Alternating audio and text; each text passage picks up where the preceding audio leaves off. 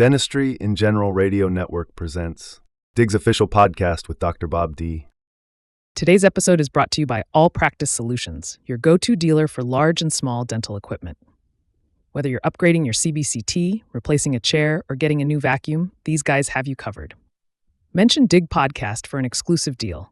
$500 off CBCTs, $250 off chairs, compressors, and vacuums, plus $100 off handheld X-ray generators and sensors. Visit allpracticesolutions.com to learn more or contact Rod at 630-440-0600.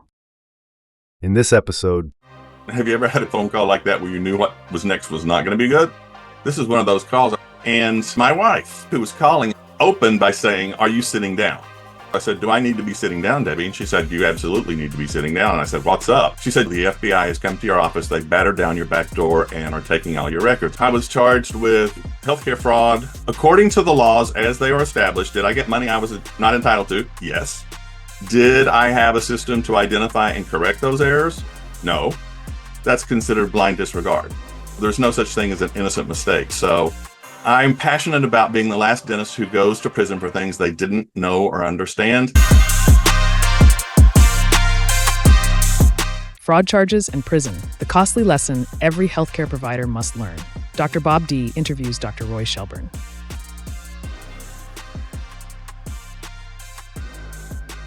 Hello, everyone. I'm here today with a special guest, Dr. Roy Shelburne. May I call you Roy? Absolutely. If you'll let me call you Bob. I'm Bob to everyone, including my patients. I heard about Roy from our friend, Dr. Nacho's Paul Goodman and his group, and I was intrigued by the story. And I'm sure a lot of people have heard about your story, and you're on the speaking and coaching circuit, apparently. And I wanted you to take a couple of minutes, introduce yourself, and I want to just have a conversation. As questions come up, I'm going to ask you, but I want you to tell me your story, what you have to offer my listeners and my audience and my platform. Go ahead, Roy. Floor is yours. For those who don't know me, I'm a dentist, a father, a grandfather, a practice owner, but I'm also a convicted felon. I doubt you've heard a CV like that very often. I graduated from dental school in 1981. I was born and raised in the westernmost part of Virginia. I'm actually west of West Virginia. Set up my practice in my grandfather's hardware store building and practiced there with a big grin on my face for 27 years.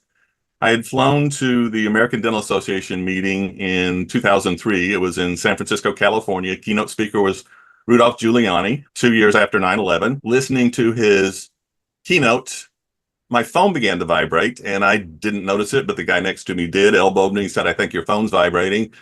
And it identified my wife who was calling, and she was at Virginia Tech with my daughter. She wasn't home, and she knew I was in this meeting and typically would not interrupt. So I thought it was a mistake. So closed my phone. Everybody was leaving the auditorium in the Omni in San Francisco. And I called my wife, and she opened by saying, "Are you sitting down?" Have you ever had a phone call like that where you knew what was next was not going to be good? This is one of those calls. I said, "Do I need to be sitting down, Debbie?" And she said, "You absolutely need to be sitting down." And I said, "What's up?" She said, "James called." James was our custodian at the office. "James called to let me know the FBI has come to your office. They battered down your back door and are taking all your records." And by the way, my practice was set up in my grandfather's hardware store building. I had a family background in that area for 5 generations. I said, are you sure? And she said, "Yeah, he sent pictures." So I talked to her for a couple of minutes, trying to reassure her that things were going to be okay, knowing that they probably weren't. And it was Friday, didn't expect anybody to be in my office. But I thought I'd call anyway. And after 4 rings, somebody picked up the phone and went, "Hello." I said, "Hello, who is this?" And they asked, "Who's this?" And I said, "I'm Dr. Shelburne. I own the office you're in and the phone you're talking on. What's going on?" And the individual introduced himself as an FBI agent and explained that I was a target of a healthcare fraud investigation. Was investigated over the course of the next 3 years. The area was very poor. 95% of the patients under 18 had Medicaid. And those were my neighbors. Those were the children of my friends. And I thought it was important that I provide care to them. So we had a busy Medicaid practice. The investigation covered the course of 6.5 years. And over the 6.5 years, I was paid $3.5 million for the services I provided for my patients, which is significant. I was charged, went to trial, and was found guilty on all charges. It was a jury trial. The jury never is made aware of the amount, only they determine the guilt or innocence. So during sentencing, the government determines with the court how much you got that you weren't entitled to. And $3.5 million is a large amount. But during sentencing, the government established of the $3.5 million I received that I was during the period, the amount that I got that I wasn't entitled to was $17,899.57, which is 0.01% of the amount I collected, which I thought was a pretty good error percentage. The government did not. So I went to prison for 24 months for $17,899.57. And we did make errors. We did get paid amounts that we weren't entitled to that amounted to the $17,000. But we also went over the same 6.5-year period and established treatment that I did provide should have been billed for, could have been paid for. And that amount was about $30,000, but that made no difference. So I'm passionate about being the last dentist who goes to prison for things they didn't know or understand.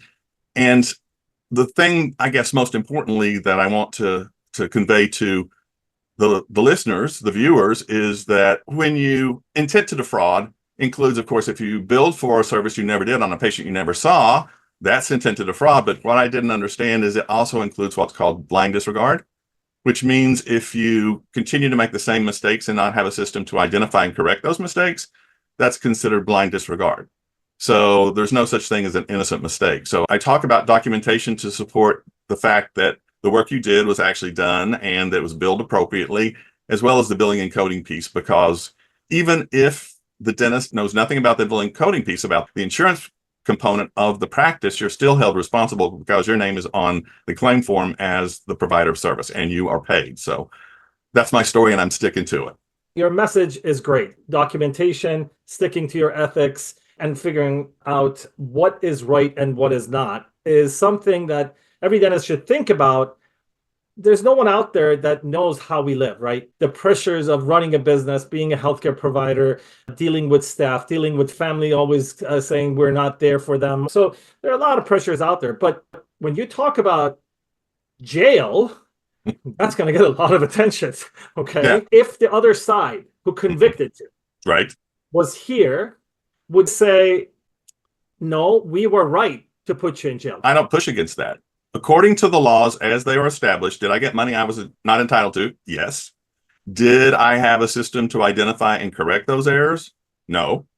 So by the letter of the law, I was convicted and I can't say that it was wrong.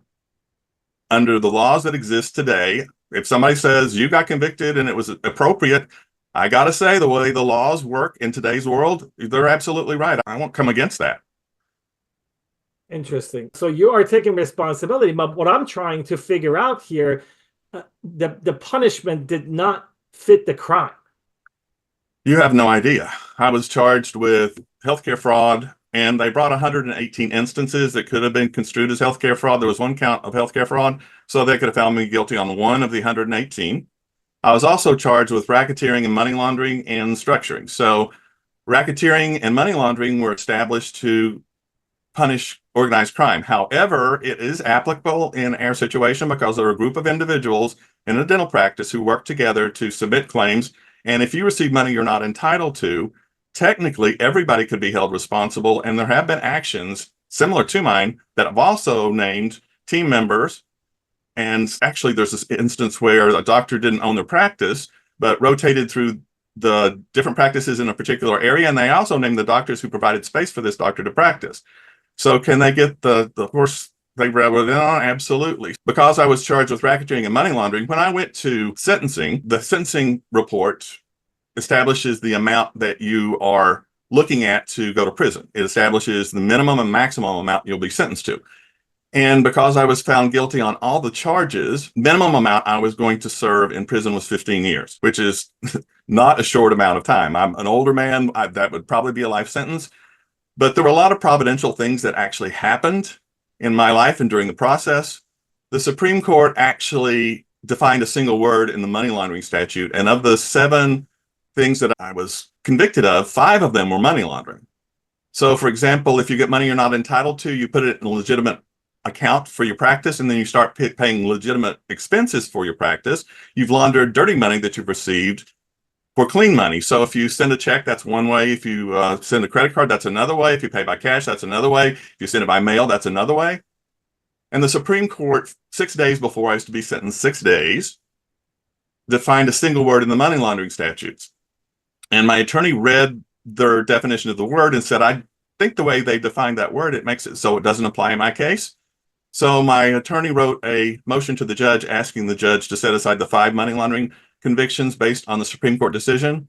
And going into sentencing, like I said, we didn't know how the judge was going to rule.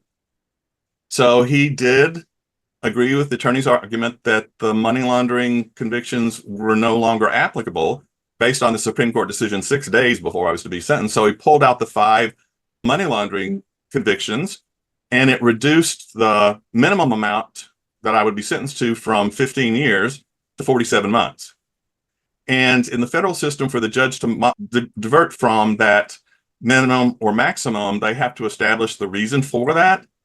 So the judge actually sentenced me to 24 months, which is almost half the 47 months. And in his justification for that reduction, he said, in his opinion, it could have gone either way. So that's considered reasonable doubt. So he actually reduced it from 47 months to 24 months. A lot of providential things happened in my life, and that's one of those things that did. 24 months is much better than 47, and a whole lot better than 15 years. Yes. Yeah, questions are coming up. So many questions are coming up. All right. I want to hit you with them. First of all, when did this happen, and when were you released? So the search and seizure, 2003, arrest, 2006. And when I was arrested, because I was charged with racketeering and money laundering, it allowed the government to confiscate everything I owned.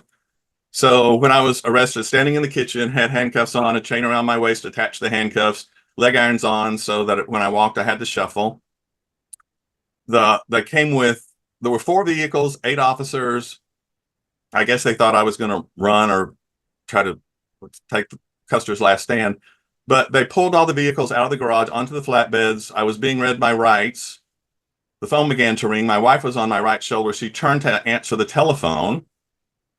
And the officer stopped her and said, Miss Shelburne, we can't let anything interrupt this proceeding. So she turned back around, hand on the shoulder, phone picked up, answering machine. It was my daughter, who was at the University of Virginia at the time.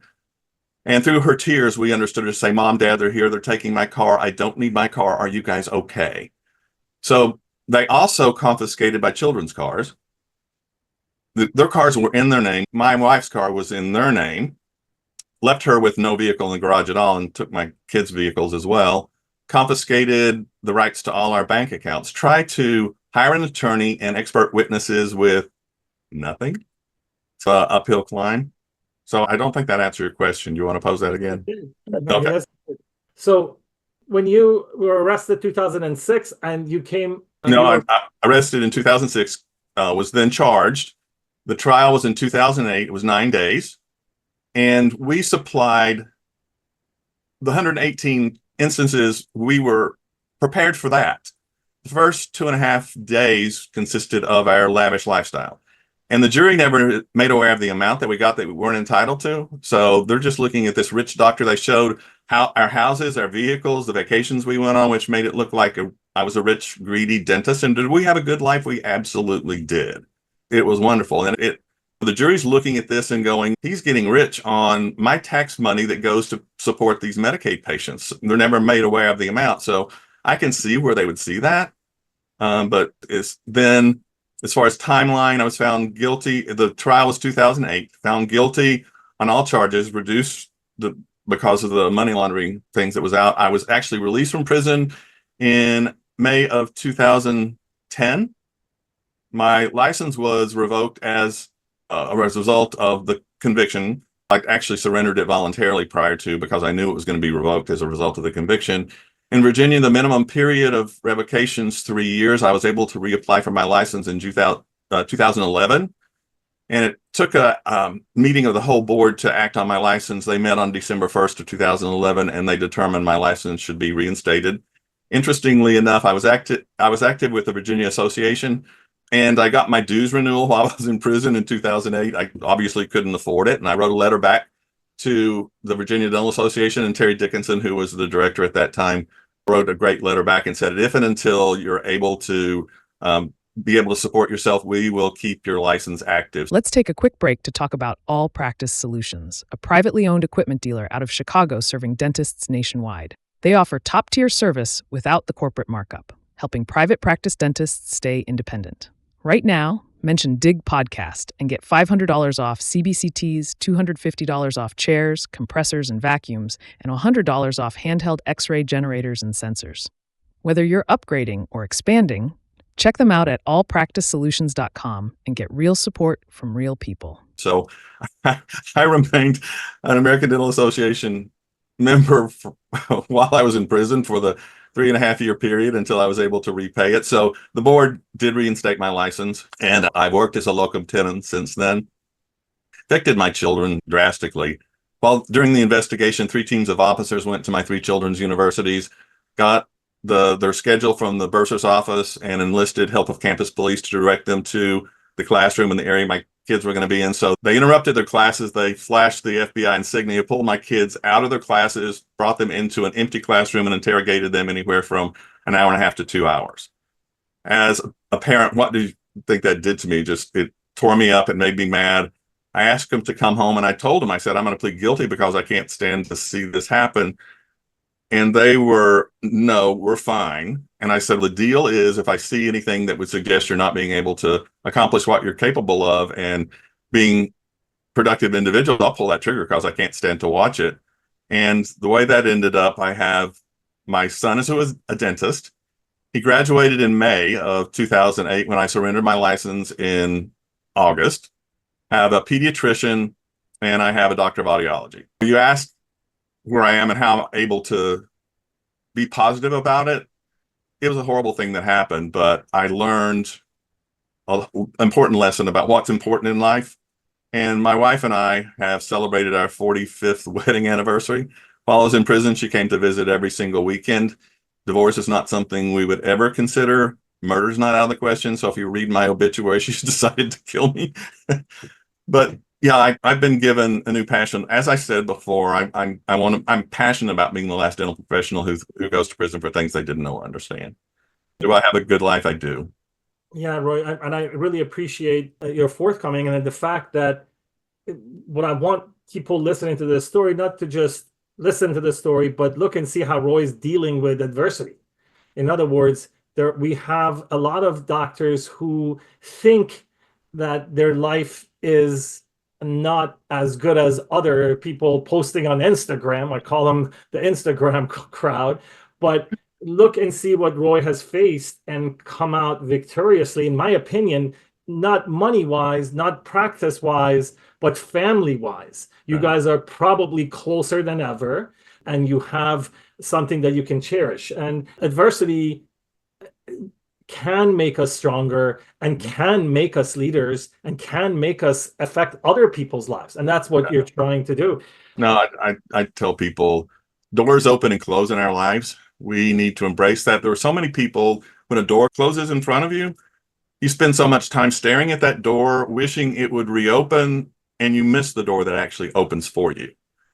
A bend in the road is only the end of the road if you fail to make the turn. Life gives you sometimes lemons. Make lemonade as much as you possibly can. And you're right in terms of moaning and complaining about the patient that canceled their appointment or the team member that leaves or whatever that issue is. Could things be worse? Yes. Ultimately, dentistry is one of the most incredible professions in the world. And shifting a little bit, a lot of people say that, aren't you mad at the government? I don't believe I trust the government, but I live in a country where I was able to go from being a convicted felon to be where I am today, and there's no other country in the world where that would be possible. So I am incredibly proud of my being here in America, because other places in the world it would have not happened. So I am a proud American. People who know me know that I criticize the American Dental Association, but I'm always an advocate for being a member of the American Dental Association, because the government is not going to go to Roy or Bob D and asking our questions about something that related to dentistry. They're going to listen to them. And if we're not involved, somebody else is making that decision. The days that you write a check and you say, hey, I'm a member, is over. You need to speak up. There are people that are working against us, and we need to do that. I have this gentleman, this doc that I'm sure, Stephen Motner, a name called Marty. He takes every insurance in the world, and he tells everybody, oh, I won't take Medicaid. With insurance, you make a mistake that you get a slap on the hand. Medicaid, you make a mistake, you go to jail. I'm sure he's referring to you because he's an avid reader of all the stories, and I'm sure he's read your story. What do you recommend people do? So your suggestion is faulty in that insurance companies will not come after you. They will, but the money needs to make sense. So they're not going to come after you for $17,899.57. But if you're that doctor who takes every plan, have a hard time making payroll, they do a little bit funky things on the billing, I can tell you that the insurance companies were the first to employ AI. They know exactly what your submissions are, and they develop a bell curve of averages, and Dr. Average in the middle, are they going to come after you? More than likely not. But if you're two standard deviations from what's considered normal and the money looks pretty significant, they'll come after you. Will they take action? And yes, they will. It's rare. As far as the Medicare, Medicaid, the government, they're not so concerned about the money. They're concerned about sending a message. They want everybody to know what's going to happen in the event that you don't toe the line. Bottom line, there's no difference between if you're taking regular insurance, if you're taking Medicaid, you need the same foundation of documentation to support everything that you do. Number two, your billing and coding should meet what's considered normal, and you need to have a system to identify any errors that you make and make corrections so that you are hoping to be excellent in what you do. You can't be perfect, but if you are reviewing, doing audits in your practice to make sure that the documentation meets requirement and the billing and coding is appropriate, and taking the appropriate action once you identify errors, that takes the blind disregard off the paper, and you will, number one, increase your reimbursement because the person who's doing the billing for you has all the information they need to submit a clean claim for maximum reimbursement. It will protect and defend you not only with the insurance companies, but with malpractice. The documentation is the foundation for the protection of your practice, period. And with patient care or any other aspect of your practice. And number three, review appropriately and take the action necessary. And if you do, I lecture and I tell you, I'm not your normal person. A lot of lecturers will say, I don't want to scare you. I want to terrify you.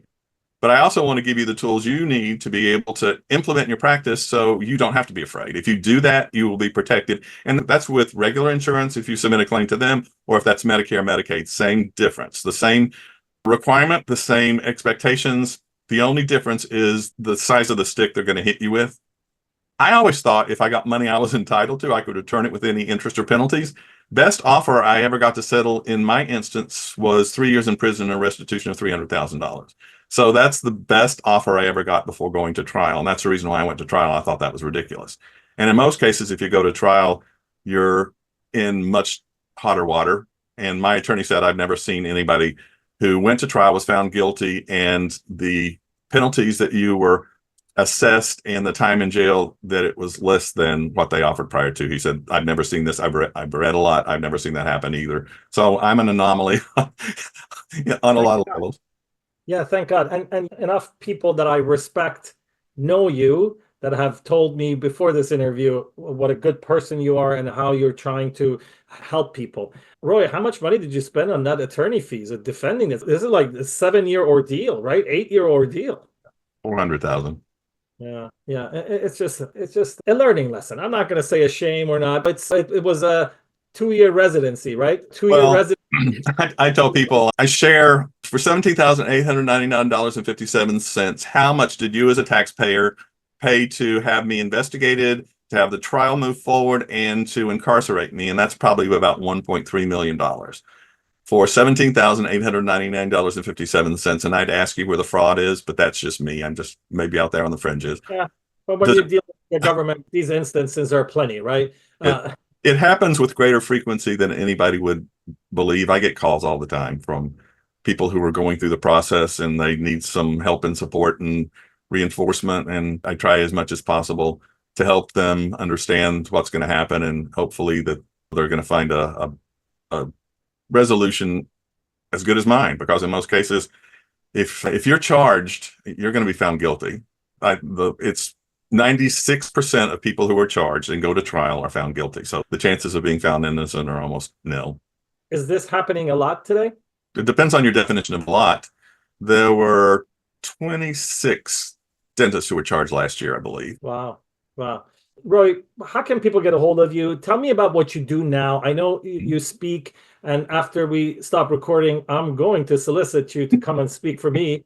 Oh, good. So as far as easiest way to get in touch with me is you can website, and it's royshelburne.com. So it's simple. In terms of email, it's royshelburne@gmail. And in terms of speaking, I love to be able to share my story. And I've got, as far as content, I've probably got 12 hours, I guess I can do of CE altogether. Love to be able to speak, love to be able to interact with audiences, love questions, because if I get a question that I'm not aware of, it helps me to learn and to be able to address that moving forward. As far as consulting, I help offices with their documentation, with their billing and coding, and with their audit systems in the practice. So that's a service I provide. My goal, a lot of people who provide consulting services, they want long-term contracts and continue with the practice. My goal is to get you set up so you're self-directed. So I want to put myself out of business. So that's my goal when I do my consulting, to make sure that I'm in, get things established, and then walk away, and I can do reviews afterward. But all that's things that I provide. Because I do have sponsors in my other interviews, I want everybody to know that Roy and I do not have any financial arrangements. This is just for informative reasons, and I want people to be able to contact you, and people can get a hold of you. My recommendation to you is, if you have chosen to accept a lot of insurances and Medicaid plans, you need someone like Roy to give you some guidance on how to operate so you don't get yourself in trouble. It could be mistakes that can end you up in jail. Do you have anything to say at the end so we can close this up? I just appreciate being able to, you're great about asking the questions that people are afraid to, just like the one who would say that you were convicted inappropriately. That's stepping out there and being brave. My dad always used to say it's better to keep your mouth shut and let everybody just think you're stupid than open your mouth and remove all doubt. Thank you for allowing me to open my mouth and at least share my side of the story. Thank you. I appreciate you're providing a great service. Thank you for being brave enough to ask a convicted felon to be part of your network. For us, you're a colleague, and you always will be a colleague. Our country was based on second chances, and I like you. No, thanks. Likewise. Great. Thank you very much for being here. That's a wrap for today's episode. If you're in the market for reliable dental equipment from a company that truly cares, check out All Practice Solutions. And don't forget, mention DIG Podcast for exclusive savings. $500 off CBCTs, $250 off chairs, compressors, vacuums, and $100 off X-ray generators and sensors. Visit allpracticesolutions.com today. This has been a production of Dentistry in General Radio Network. Visit our website, dentistryingeneral.com.